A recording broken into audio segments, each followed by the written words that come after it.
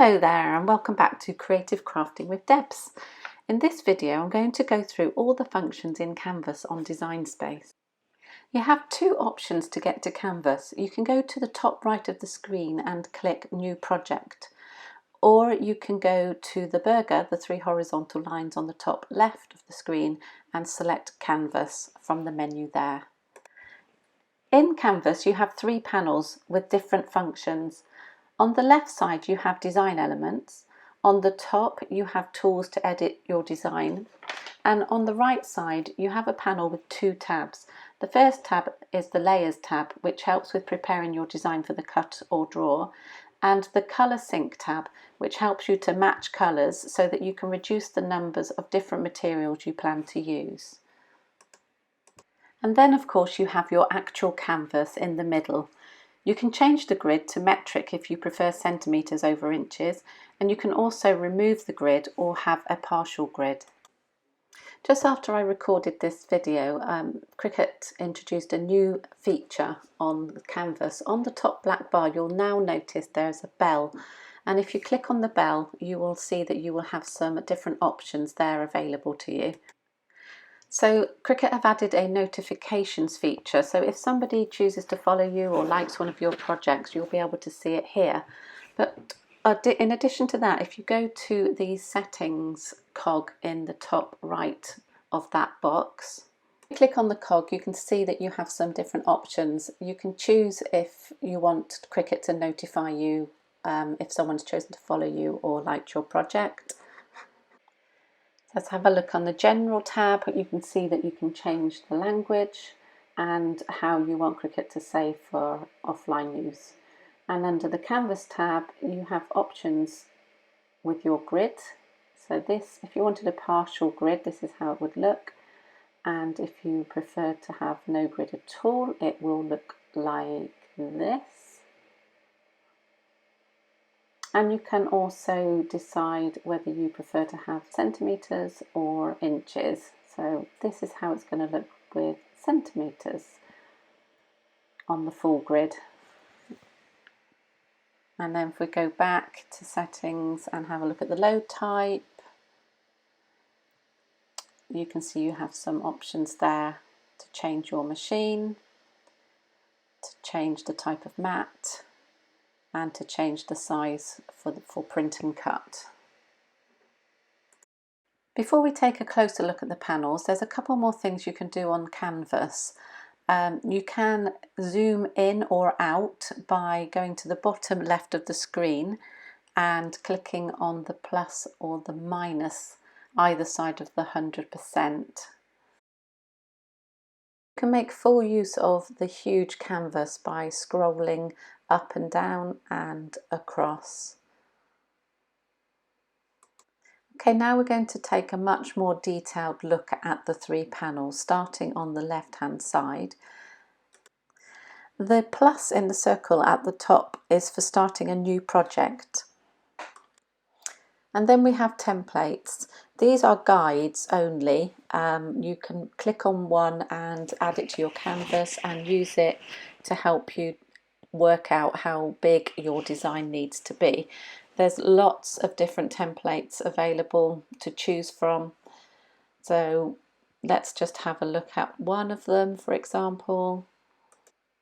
So you might want to put a sticker on your dryer.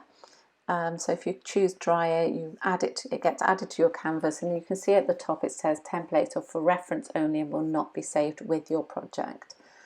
So it just gives you an idea of the sort of size design you might need. Next we have the projects option. This takes us to all the projects on Design Space that we can make. There's a search bar on the top right of Canvas and some categories to help us filter the results and find a project that we want to make. There are quite a few free projects to choose from, although if you see a green A in the top left corner of the photo, this means that there may well be a payment to be made if you want to make it. Let's have a quick look at this one, and if I go down to the bottom and click Make It, I will be taken to the Make It page in Design Space, where I will choose my mats. I'm going to choose multiple ways. And I can see that this is smart material, so it must be a big project. On the left hand side it says 13 by 39.25 inches, so it's a big project. But importantly, if you look at the bottom left of the screen where it says continue, if there was a payment, that would say checkout. So because it says continue, I know that there's no payment here for this project. So let's just cancel this project and go back to the screen we were on. And we can also look for a specific category or a specific term by using the search bar on the top right of the screen. Let's have a look at shapes. There are 20 free shapes and a lot more if you buy the subscription to Cricut Access.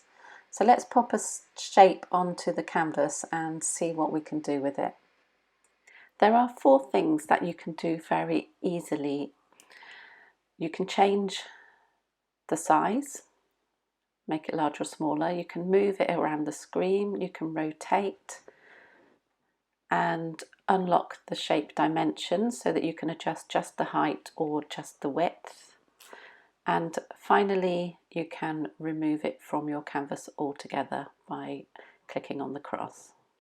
Now let's take a look at the images option. You can see here that you have lots of options for browsing the images. You can select one of the options in the grey area. Here we've got the available branded images.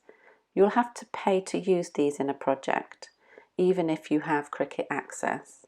You can also find subcategories on the left side of the screen, and there are further options for filtering your search, such as free or saved, operation type, layers, project type, material, language, ownership, etc.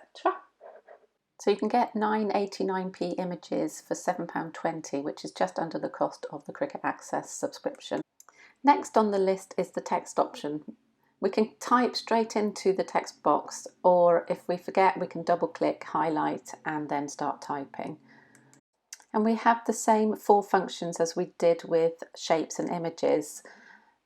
We can enlarge, move, rotate, unlock the dimensions to make short and fat or thin and tall, and remove it from the canvas altogether. In the top panel under Operation, we can choose what type of cut or what type of tool we would like to use with our text. We can also choose what colour pen and what type of pen.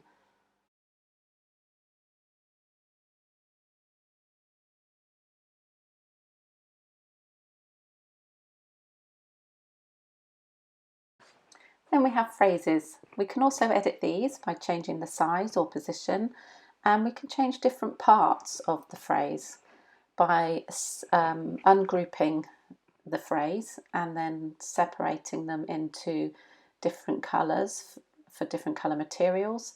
Cricut would then put the different coloured materials onto different mats, so they would cut separately. Our next design element option is the upload function. We can go here to browse our own PCs for images to upload.